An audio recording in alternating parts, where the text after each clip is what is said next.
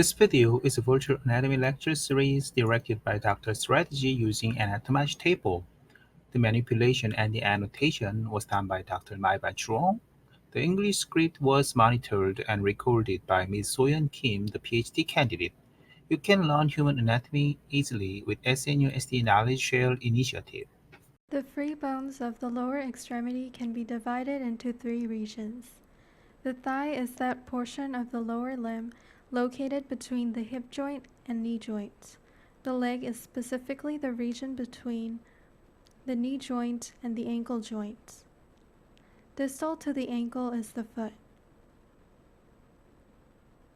Let's talk about the femur first. The femur, or thigh bone, is the single bone of the thigh region. It is the longest and strongest bone of the body. The rounded proximal end is the head of the femur.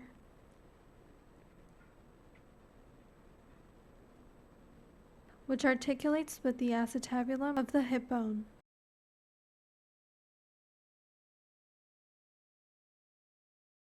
The fovea capitis is a small, oval-shaped dimple on the head.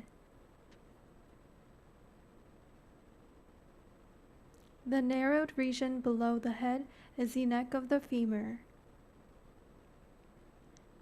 The intertrochanteric line is a ridge located on the anterior aspect of the junction of the femoral neck and the shaft. The intertrochanteric crest is located on the posterior aspect of the junction between the femoral neck and shaft.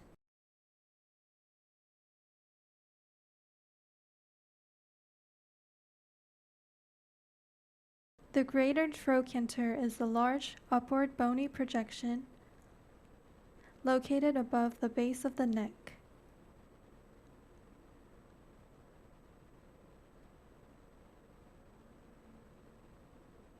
The lesser trochanter is a small, bony prominence that lies on the medial aspect, just below the neck. On the posterior surface, the pectineal line is continued to the base of the lesser trochanter and gives attachment to the pectineus muscle. This area is the gluteal tuberosity. This rough line running down the shaft is the linea aspera. Inferiorly, linea aspera divides into medial and lateral supracondylar lines. This prominent ridge is the medial supracondylar line. This one is the lateral supracondylar line.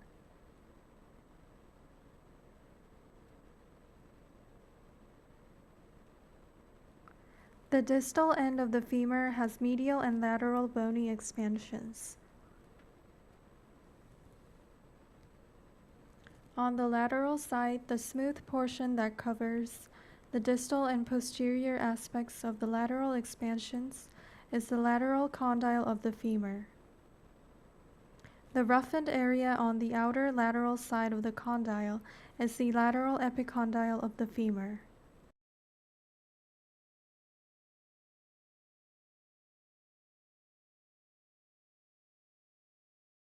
Similarly, the smooth region of the distal and posterior medial femur is the medial condyle of the femur, and the irregular outer medial side of this is the medial epicondyle of the femur. The adductor tubercle is a bony protuberance on the medial condyle of the femur and is located superior to the medial epicondyle. It demarcates the inferior-most aspect of the medial supracondylar line. This is the adductor tubercle. It is the insertion point of the tendon of the vertical fibers of the adductor magnus muscle.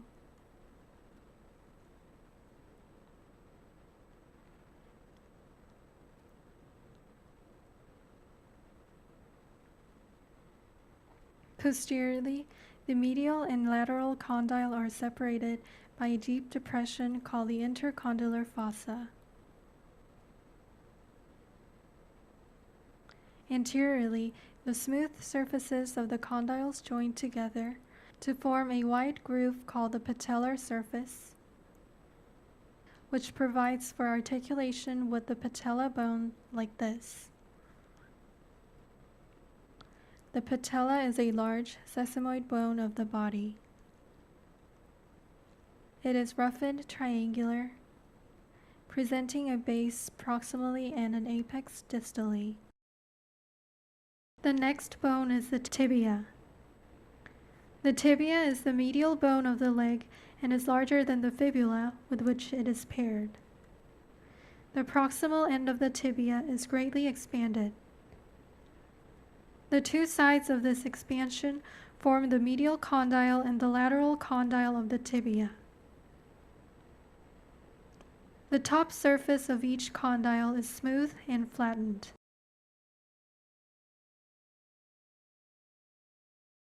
These areas articulate with the medial and lateral condyles of the femur.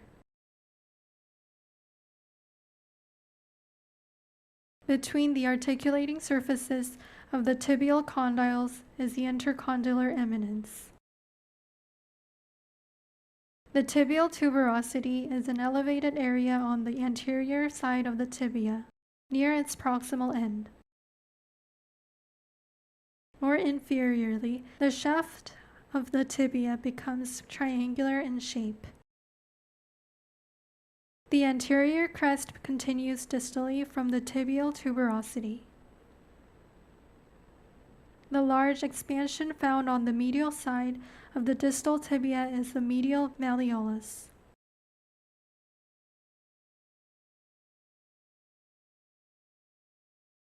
On the lateral side of the distal tibia is a wide groove called the fibular notch.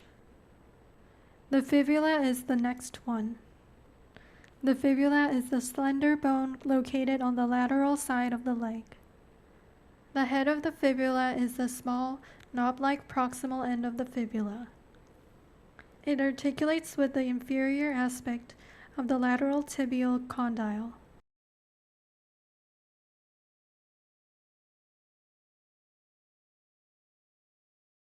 The neck of the fibula is a short, bare region just below the fibular head. The distal end of the fibula forms the lateral malleolus. The distal fibula articulates with the fibular notch of the tibia.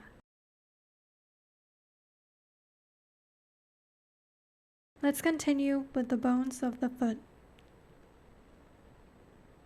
The posterior half of the foot is formed by 7 tarsal bones. The most superior bone is the talus. This has a relatively square-shaped upper surface that articulates with the tibia and fibula. Inferiorly, the talus articulates with the calcaneus, the largest bone of the foot, which forms the heel.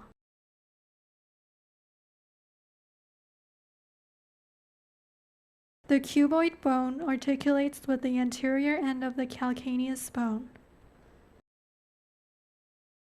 The talus bone articulates anteriorly with the navicular bone, which articulates anteriorly with the 3 cuneiform bones. These bones are the medial cuneiform, the intermediate cuneiform, and the lateral cuneiform. The navicular and lateral cuneiform bones also articulate with the medial side of the cuboid bone. The anterior half of the foot is formed by the 5 metatarsal bones, which are located between the tarsal bones of the posterior foot and the flanges of the toes.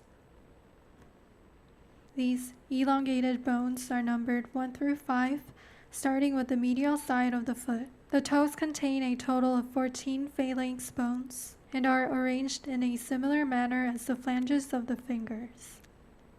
The toes are numbered 1 through 5, starting with the big toe. The big toe has 2 phalanx bones, the proximal and distal flanges.